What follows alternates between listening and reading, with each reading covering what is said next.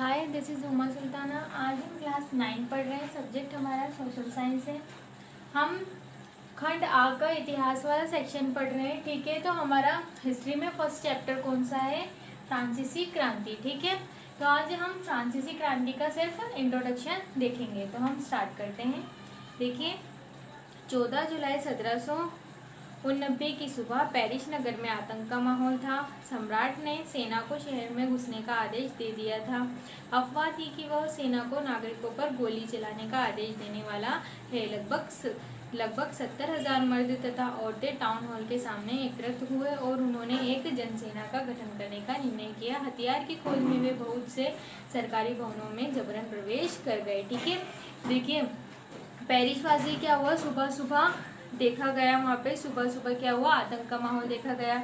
ठीक है, सम्राट ने क्या करा था, सेना को शहर में घुसकर वहाँ के नागरिकों पर गोली चलाने का आदेश दिया था। तो वहाँ की जो जनता थी, जिसमें 70,000 औरतें, मर्द और बच्चे भी थे। ठीक है, तो उन्होंने क्या किया, जहाँ टाउन हॉल था वहाँ उसके सामने क्या हुआ, सब इकट्ठे हुए और उन्होंने एक जनसेना का गठन करने की कोशिश की। अब उनको लड़ने के लिए क्या किसकी ज़रूरत थी? हथियारों की ज़रूरत थी। तो उन्होंने क्या किया, बहुत सारे सरकारी जो भवन थे उसमें जबरन प्रवेश, मतलब बिना इजाज़त के प्रवेश करने की कोशिश की। आगे देखते हैं। अंततः सैकड़ों लोगों का एक समूह पेरिस नगर के पूर्वी भाग की ओर चल पड़ा और बास्तिल किले की जेल को तोड़ डाला, जहां भारी मात्रा में गोला बारूद मिलने की संभावना थी।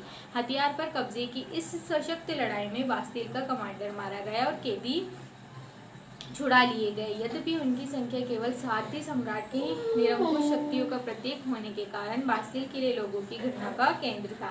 इसीलिए किले को ढहा दिया गया और उसके अवशेष बाजार में उन लोगों को बेच दिए गए जो इस ध्वंस को बतौर स्मृति चिन्ह संजोना चाहते थे। अब देखिए क्या हुआ, उनको मैंने कहा कि उनके पास हथियार नहीं थे राजा के खिलाफ कोई भी आंदोलन या कोई भी क्रांति स्टार्ट करने के लिए। तो उन्होंने क्या किया कि जो बास्तिल का किला था, जिसमें क्या मिलने की संभावना थी, हथियार या गोला बारूद मिलने की संभावना थी, तो वो सब उसमें प्रवेश कर गए। और ठीक है, तो फिर इस लड़ाई में क्या हुआ, जो वहाँ का कमांडर जो किले की सुरक्षा कर रहा था वो मारा गया। फिर वहाँ से जो भी कैदी थे उनको भी छुड़ा लिया गया। ठीक है, अब आगे हम देखते हैं कि उन्होंने क्या किया कि वहाँ के जितने भी अवशेष थे वो क्या किए, बाजार में जो बचे हुए थे वो बाजार में लाकर बेच दिए, कि इसीलिए कि वहाँ की जो लड़ाई को जो लोग यादगार रखना चाहते थे कुछ चीज़ों को, तो वो उनको बेच दिए गए। ठीक है, क्या उनके अवशेष। ठीक है, अब आगे देखते हैं हम। इस घटना के बाद कई दिनों तक पेरिस तथा देश के देहाती क्षेत्रों में कई और संघर्ष हुए। अब ठीक है, अब ये संघर्ष होने के बाद राजा को पता चल गया था कि जनता ने मेरे खिलाफ आवाज़ उठा दी है। तो पेरिस के कई शहरों में क्या चलते रहे, बहुत दिन तक युद्ध और संघर्ष चलते रहे। फिर आगे हैं, अधिकांश जनता पावरोटी की महंगी कीमतों का विरोध कर रही थी। बाद में इस दौर का सिंहावलोकन करते हुए इतिहासकारों ने इसे एक लंबे घटनाक्रम की ऐसी शुरुआत कड़ियों के रूप में देखा जिनकी परिणति फ्रांस के सम्राट को फांसी दिए जाने में हुई। हालांकि उस समय अधिकांश लोगों को ऐसे नतीजे की उम्मीद नहीं थी। ऐसा क्यों और कैसे हुआ, ये हम आगे देखिए समझ लेते हैं।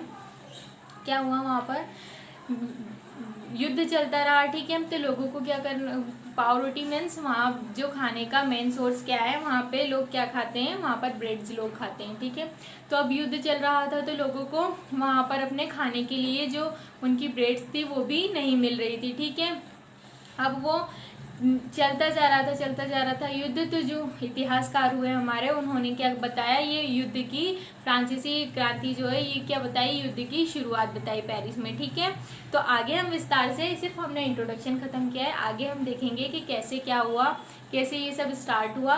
तो आज के लिए इतना ही, इंट्रोडक्शन हमारा खत्म हो गया है। Thank you.